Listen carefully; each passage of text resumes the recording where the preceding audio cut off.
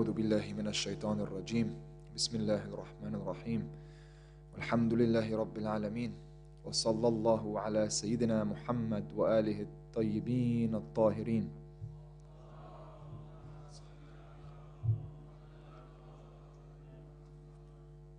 اللهم أخرجنا من ظلمات الوهم وأكرمنا بنور الفهم. اللهم افتح علينا أبواب رحمتك وانشر علينا من خزائن علومك يا أرحم الراحمين. اللهم علمنا ما ينفعنا وانفعنا بما علمتنا وزدنا علما. Brothers and sisters, Assalamu alaikum wa rahmatullahi wa barakatuh.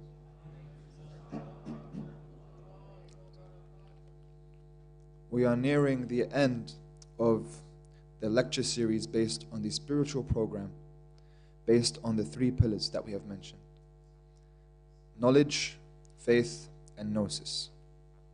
Ilm, Iman, and Irfan. And we have dissected knowledge in depth in the first few nights. And yesterday we spoke about how to reach the stage of Iman after Ilm. That knowledge has weakness, and that anyone could have knowledge and not act upon that knowledge.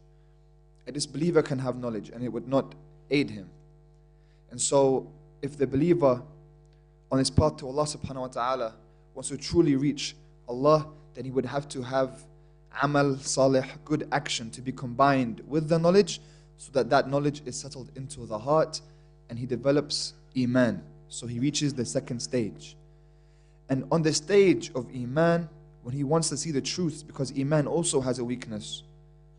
Iman solves 80%, let's say, of our problems. But there is still that 20%. That 20% may bring someone to dangerous waters. Sallu ala Muhammad wa ali Muhammad.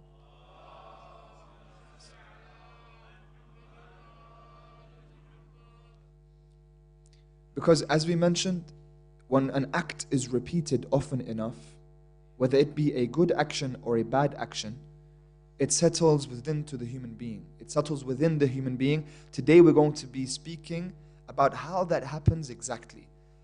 What does it mean when we say something is settling into the human being, into the heart of the human being?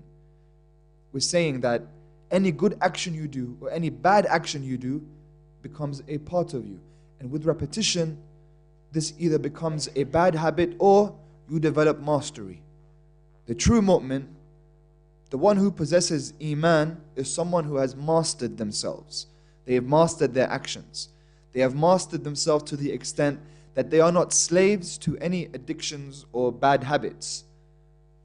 When an action is repeated often enough, if it is a bad action, then it becomes even more difficult to resist, because it becomes such a strong part of who the person is. And in contrast, when the good action is repeated often enough, then the stage of tafakkur is done away with. One no longer needs to think, they become a master of the good action. They develop Iman to that extent, and they become closer to that purification of self, so that they may reach gnosis, irfan, and may see the haqa'iq, the bawatin, and the truths that are around them.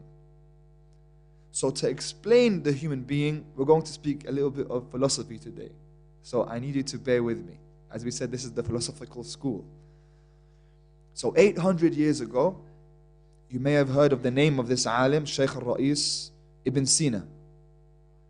They call him Avicenna in the English world, in the Western world.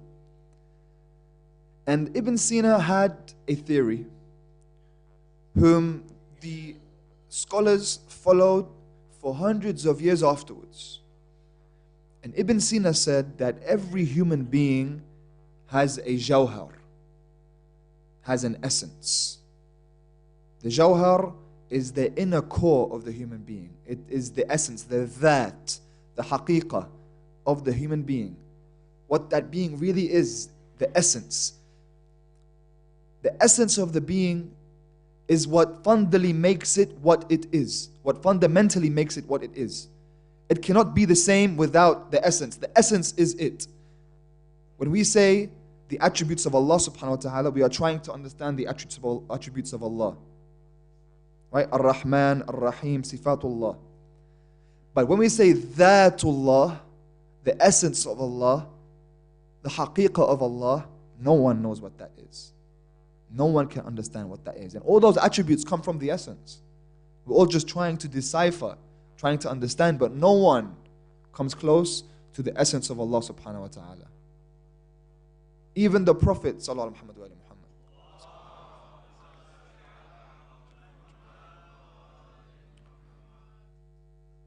Even the Prophet on the Mi'raj, there is still that point of difference when Allah subhanahu wa ta'ala is speaking to him in Sidrat al-Muntaha.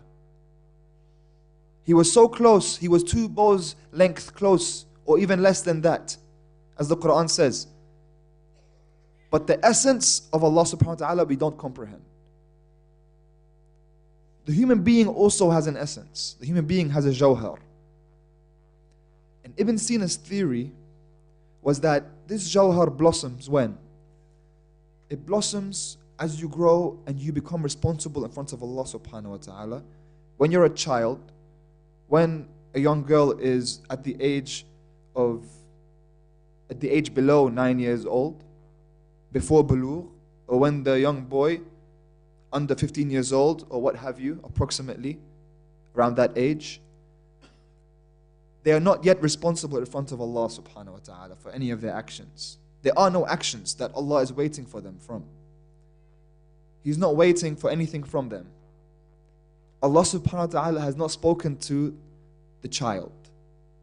He speaks to the parents of the child up until then.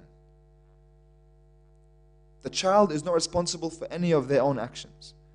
After the day of bulugh, after the child becomes baligh, that child is then responsible for any action in front of God. Then Allah says to the parents to move aside, and He begins to speak to the child. He says, "O human being, إِنَّكَ كَادِحٌ إِلَىٰ رَبِّكَ كَدْحًا فَمُلَاقِيهِ." You are treading towards your Lord. You will end up meeting Him. At that young age, now you are responsible. Every single action you do, bad action, good action. Big action, small action. Whatever action it is, it has a reality. What do I mean by you are responsible for it? I'm not talking about heaven and hell. I'm not talking about punishment or reward yet. I'm talking about responsible for it, for who you become. You are responsible after that for who you become. So Ibn Sina says the jawhar, the essence of the human being, is always the same. He says it does not change. That whatever you are born with, that is you forever. Anything you do, all the other actions that you do, they are what we call accidentals. They can be stuck to the essence, but they don't become part of the essence. An accidental, for example, it is an attribute that may or may not be there, like a chair or this podium. This podium may be made out of wood, or it may be made out of metal, but it's still a podium. Whatever it's made out of is an accidental. It's not from its essence. With me? Okay, good. Alhamdulillah. So he says, Ibn Sina says, the accidentals, they don't become part of the jawhar. So the action of the human being is regarded as an accidental. It may be there, it may not be there. So whatever they do, whatever the human being does, it's decorating the outside of the jawhar. But the jawhar stays the same. To give you a better example, let's say we went to a building that's 100 years old. The walls are falling apart, 100-year-old bricks. We don't do anything to the bricks. Okay, the wall is made out of bricks. We just paint it with the top quality paint, the best quality paint that we have. We give it the best colors. We make it shine. But the building is still crumbling. It looks great. It's just a tape over the wound. Now, Ibn Sina is saying this, and the scholars agreed with him for centuries, that whatever the essence is, it stays that way forever. You cannot help what your essence is. That's what Ibn Sina is saying. You can do good deeds. You can try and decorate your essence as much as you can. And inshallah, God will have mercy on you. But your essence, who you really are, is not in your hands. Who you really, really are, deep within your jawhar, is something that is destined, that you can't do anything about. And the most you can do is bring in as many accidentals as possible to make yourself a good human being. This was the idea until another philosopher came about, who you would have heard of, who goes by the name of Mulla Sadra. And he is of the school of Al-Hikmah Al-Muta'aliyah. And Mulla Sadra, he was someone who had a lot of opposition in his life. He was exiled from his land for the things that he would speak of. People were against him. They didn't understand his way of interpreting Islam. In the end, to make a long story short, and it's a very interesting life story that you can read about in his biography. Mulla Sadra, he retreats to his old village, a small village called Kohak. It's right beside Qom. And he stays there alone, and he engages in self-purification for years. In his own self-purification, purifying himself, trying to see the truths for himself, illumination. There he wrote, there he purified himself, he stayed away. And often he took advantage of his exile. Often he would go and he would visit Sayyidah Masuma, alayhi salam.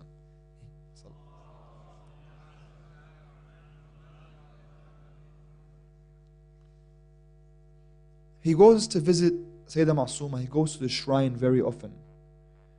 And he goes to the shrine, and anyone who's been to that shrine knows the power that they feel inside the shrine of Sayyidah Masuma. So he goes to the shrine, and what does he go to do? He goes and contemplates. That's where he goes to think. That's where he does his tafakkur. We were speaking about the spiritual path. This is where he's trying to receive knowledge. Because there are different types of knowledge. There's ilm husuli that's coming from the outside, that, for example, you tell me new information, I take it in, that's coming from outside, ilm husuli. And there's ilm huduri, knowledge that I create within me, or that I know within me, that no one else can really know. So if I go to the doctor and I have pain in my knee, and I tell the doctor, there's pain in my knee, he can examine me, he can understand what I'm going through, but he doesn't feel the actual pain. He has ilm husuli, he has knowledge of the pain in my knee because I've told him. And he understands it based on his studies. But I have the knowledge of the pain in my knee because I feel the actual pain.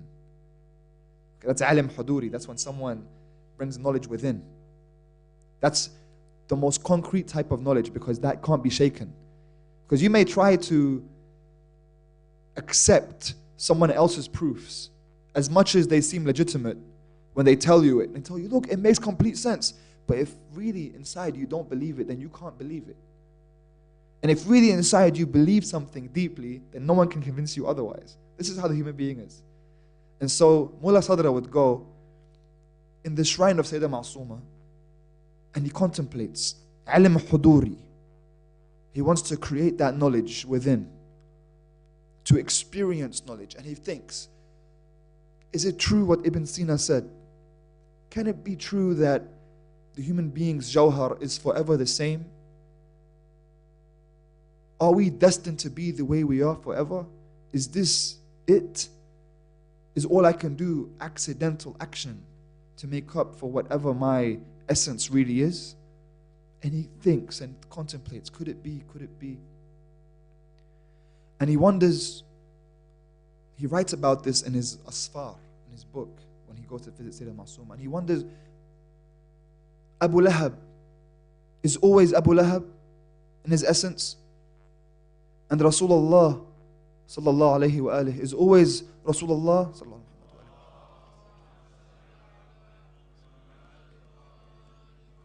So if the Prophet is always the Prophet in his essence, and Abu Lahab is always Abu Lahab in his essence, then let Abu Lahab do whatever he needs to do, and what the Prophet needs to do, whatever he needs to do, and they would always remain the same. if that's the case. That Abu Lahab can't help himself, is what he's saying. He can bring as many accidental good actions, but Abu Lahab's essence remains Abu Lahab's essence. So he thinks and thinks and thinks until he comes up with his conclusion that this is not the case. And he brings in a new proof. And he has a specific way of methodology, Mulla Sadra. He has Burhan, Quran, Arfan. So he uses intellectual proofs in Burhan. He uses sacred texts as proof within Quran. So he'll bring you ayat or he'll bring you narrations. And he uses Arfan, inner illumination and self-purification to find out the answers. And Mulla Sadra begins to explain that the essence of the human being is not the way that Ibn Sina says it is. And he does this with his methodology. He does it by, first he sees the truths, and then he looks to find the other proofs within Burhan or Quran. This is a different type of methodology. So there are different types. Someone may look towards proofs, this is the more rare type. You look towards proofs, and it takes you towards the answer, and this is usually what they do in philosophy. And Mulla Sadra would see truths. This is what he claims. He would see through self-purification and illumination, would see the reality through that higher stage, Arfan, which we're talking about. He sees it, he has alim huduri of it now, and then now he looks for the proofs. He brings you the proof from the Quran. He brings you the narrations. He brings you dalil aqli. He brings you a logical proof of why this is true. And this is, for example, in Arabic grammar, you'd look in Arabic grammar, you'd go to find why this word is written this way, or in sarf. You say, why do they write this word 14 different ways, for example? Why not 15? Why not 13? And you would ask, and always the answer is, this is how the Arabs spoke. We surveyed, we checked how they spoke, and then we made rules about it. We didn't make rules first, and then they spoke by the rules. It's not that there were rules first, and then the people spoke by the rules. We saw how people spoke, we made the rules. Mulla Sadra saw the truth, then he wrote the proofs. You see, this way, this is conviction. If someone reaches this stage of conviction, then it's very difficult to shake them. Because as much as you come and you try to bring him away from what he believes, he refuses. And this can be a good thing, and it can be a bad thing. Because someone can be so stubborn that they won't believe that 2 + 2 = 4 right in front of them. And because they truly believe that, they've always believed that it equals 5. But it can also be a good thing when you are on the right track and 2 + 2 does equal 4 and you believe it does equal 4 and somehow someone proves to you that equals 5. And the whole world is now saying 2 + 2 = 5. And you're the only one saying, no, it's 4. So it can be a good thing or a bad thing, so one has to see for themselves. Like I asked myself, when I go and visit different communities around the world and I see different religions, and I ask the way that they worship, the strength of belief that they have in their creed, how does it affect me? And let me just give just a thought. Are they right? Could it be that they're right? Even if it is, what would be your answer? What would be your answer?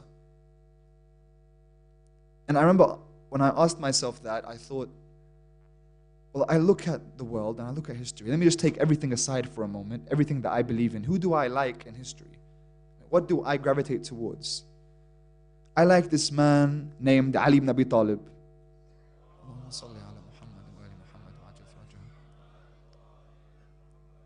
That man inspires me in all his attributes.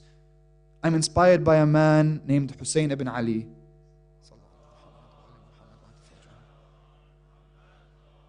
That whatever he did on that day, I know that's right. But I'm so inclined towards such figures that it doesn't matter to me what else may be deemed right or wrong, guided or not. That wherever these two are, I'd like to go where these two are. Whatever these two did, I'd like to do what these two did. Alayhum as-salam. Whatever these two said to do, I want to do what these two said to do. If there is no afterlife, I lived my life the way these two lived their lives. If there is an afterlife, I end up with these two wherever they may be. But this comes from you no longer. So if the whole world right now, for example, came to prove to you that Imam Ali was not the way we believe he is, and they brought you all history texts that this has all been a conspiracy, and actually no, he was an evil person. You see people are moving their heads like they want to believe it. Why? But they'll come with all the academic proof. But you wouldn't believe it because now there's more than just ilm husuli now for you. There is something more than that. There is a connection that has a reality to it. This is how most people are. We come with a khalfiyah. We can say as much as we want. We won't come without bias. But it can't be that way. You're coming and there's something you're coming with. You have a story. You have a backstory. When you come to the Quran, if you come to the Quran after your father passes away, you're going to read it in a different way than you read it after your wedding. Even if it was the same surah. One day you come to the Quran with sorrow and you cry. The next day, the same ayah and you don't cry. You're coming with a different story that day. We're coming with a khalfiyah. Mulla Sadra, he came with his khalfiyah. His khalfiyah, his story was illumination. That he starts, he sees the truth first. And then he writes the proof. And his proof, what he says ultimately, he responds to Ibn Sina. So just a quick recap. Ibn Sina says that the essence is the same always. The essence cannot be changed. Whereas Mulla Sadra disagrees.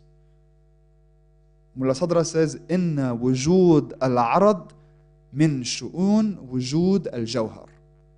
He says that the accidental, the existence of the accidental, that action that you do, that may or may not be there, the accidental is one of the stages of the essence. Okay? The accidental is one of the stages of the essence. What does this mean? It means that whatever action occurs, it's not simply an accidental. It is a part of the essence. It seeps into the essence. It's a level.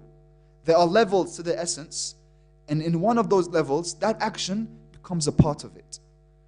Which means that your essence is in your hands and that you create who you become. If your essence is within your hands, then you can create it, you can decorate it into whatever you wish it to be. But it means that you are responsible. This is what it means to be responsible for every action, good or bad, big or small.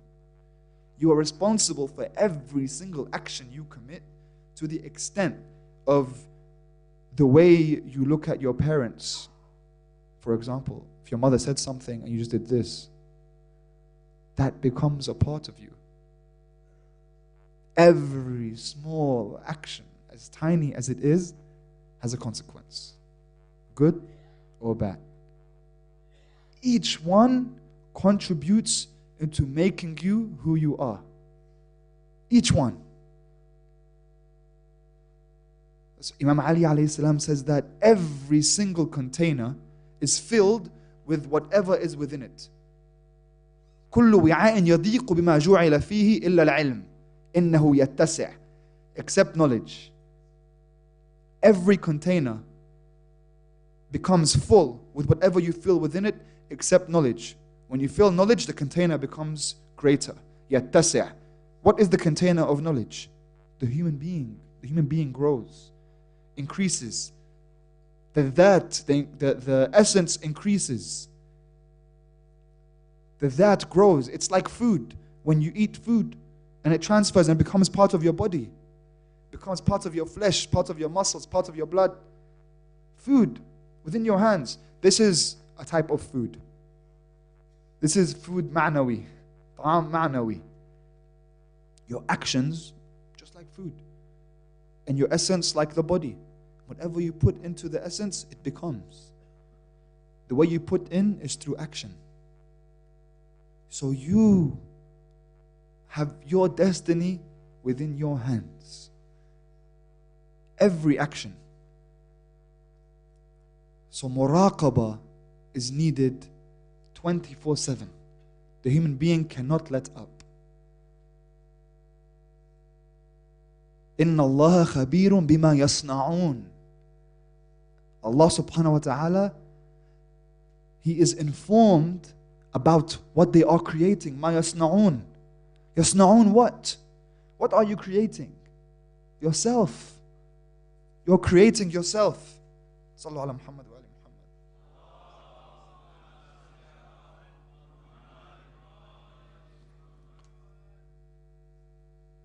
Allah subhanahu wa ta'ala sees the way in which you are creating your own self.